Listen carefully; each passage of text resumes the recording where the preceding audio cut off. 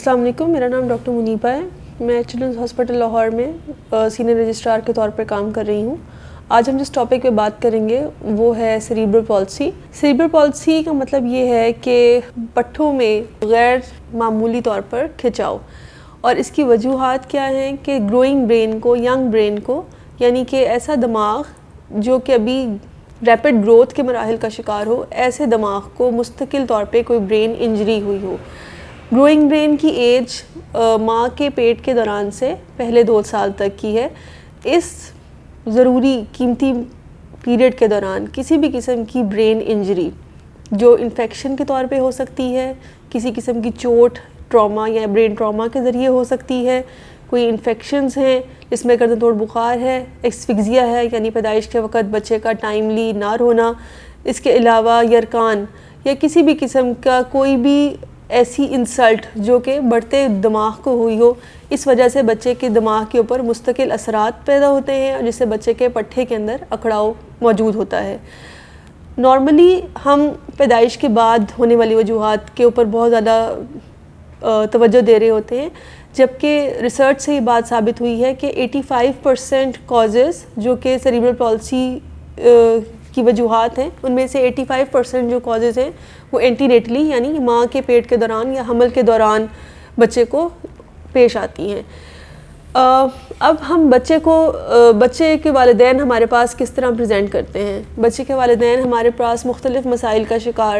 ہوتے ہیں. وہ لے کر آتے ہیں کہ جی بچہ 3 مہینے کا گردن سنبھال لیتا ہے، ہمارا بچہ 8 مہینے کا ہو گیا یا 9 مہینے کا ہو گیا، وہ گردن نہیں سنبھال رہا، بچہ بیٹھ نہیں پا رہا، بچہ کھڑا نہیں ہو پا رہا، بچے کے منہ سے بے وقت رالیں ٹپکتی رہتی ہیں، بچے کی آنکھوں جڑنے لگ جاتی ہیں، اس کو ہم اسکوئنٹ کہتے ہیں عام آواز میں. بچے رسپانس نہیں دے رہے ہوتے کسی کی زبان کا، کسی کی آواز کو رسپانس نہیں دے رہے ہوتے، ان میں ہیئرنگ ایشوز آ رہے ہوتے ہیں. بعض اوقات بچوں کے والدین بچے کو جھٹکوں کے ساتھ لے کر آ رہے ہوتے ہیں. جب ہم اس کا معائنہ کرتے ہیں تو ہمیں سمجھ آتی ہے کہ بچے کو سیریبرل پالسی کا مرض لاحق ہے.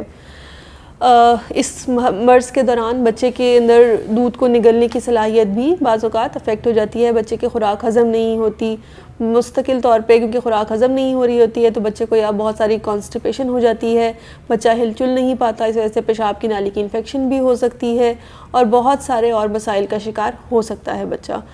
اس کا ڈائگنوسس یا مرض کی تشخیص کیسے کی جا سکتی ہے؟ سب سے پہلے تو ہم پراپر ہسٹری لیتے ہیں، جس میں اسٹارٹنگ فرام کنسیپشن کہ حمل کے دوران سے والدہ سے ہسٹری لی جاتی ہے، اس کے بعد بچے کی پیدائش کے بعد کی ہسٹری لی جاتی ہے کہ کوئی ایسا گروئنگ برین کے درمیان کوئی ایسا ارلی سٹیجز کے دوران کوئی ایسی انجری جس کی وجہ سے بچے کے دماغ کو نقصان پہنچا ہو. ہم اس ہسٹری کو رول آؤٹ کرتے ہیں، ہم اس کاز کو آئیڈینٹیفائی کرتے ہیں جس کی وجہ سے بچے کو یہ مرض لاحق ہوا. اس کے علاوہ ہمارا ڈائگنوسس ہمارے فزیکل ایگزامینیشن کے اوپر بہت زیادہ میٹر کر رہا ہوتا ہے. ہم بچے کے سر کا ساخت کا معائنہ کرتے ہیں، بچے کے پٹھے کی ٹون وغیرہ چیک کرتے ہیں اور اس کے ہم ایک نتیجے پہ پہنچتے ہیں. جہاں ہمیں کوئی وجہ